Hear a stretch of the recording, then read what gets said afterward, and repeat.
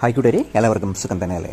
ഇന്ന് നമ്മളിവിടെ തയ്യാറാക്കാൻ പോകുന്നത് ഒരു അടിപൊളി കൂന്തൽ ഫ്രൈ ആണ്. അപ്പോൾ നമുക്ക് തുടങ്ങാം. അപ്പോൾ അതിന് വേണ്ടിയിട്ട് ആ കൂന്തലൊക്കെ കഴുകി വൃത്തിയാക്കി കട്ട് ചെയ്തൊക്കെ വെച്ചിട്ടുണ്ട്. ഗരം മസാലപ്പൊടിയുണ്ട്, മുളക് പൊടിയുണ്ട്, മഞ്ഞപ്പൊടിയുണ്ട്, മല്ലിപ്പൊടിയുണ്ട്, ഇഞ്ചി വെളുത്തുള്ളി പേസ്റ്റ് ഉണ്ട്, പിന്നെ ചതച്ച് വെച്ചിരിക്കുന്ന ഇഞ്ചിയും അതേപോലെ തന്നെ വെളുത്തുള്ളിയും ചുവന്നുള്ളിയും ഒക്കെ ഉണ്ട്. അതിന് തന്നെ നമുക്ക് കൂന്തലിലേക്ക് മസാല പുരട്ടി കൊടുക്കാം. അതായത് നമ്മൾ നേരത്തെ പറഞ്ഞ പോലെ കുരുമുളക് പൊടിയും ഇഞ്ചിയും വെളുത്തുള്ളിയും ഒക്കെ പേസ്റ്റ് ആക്കിയതൊക്കെ ചേർത്തിട്ട് ആവശ്യത്തിന് തേങ്ങാക്കൊത്തും ഉപ്പും എല്ലാം ചേർത്തിട്ട് പിന്നെ അങ്ങോട്ട് പുരട്ടിയിട്ട് ഒരു 3-4 മണിക്കൂർ വെച്ചതിന് ശേഷം ഒരു ചട്ടിയിലേക്ക് എണ്ണ അങ്ങോട്ട് ചൂടാക്കിയിട്ട് നമ്മൾ ചതച്ച് വെച്ചിരിക്കുന്ന സാധനങ്ങളെല്ലാം തന്നെ അങ്ങോട്ട് ചേർത്ത് അങ്ങോട്ട് നല്ലതുപോലെ ഒന്ന് വഴറ്റിയെടുക്കുക. ഇടയ്ക്ക് പച്ചമുളകും കറിവേപ്പിലയും ചേർത്ത് കൊടുക്കാം.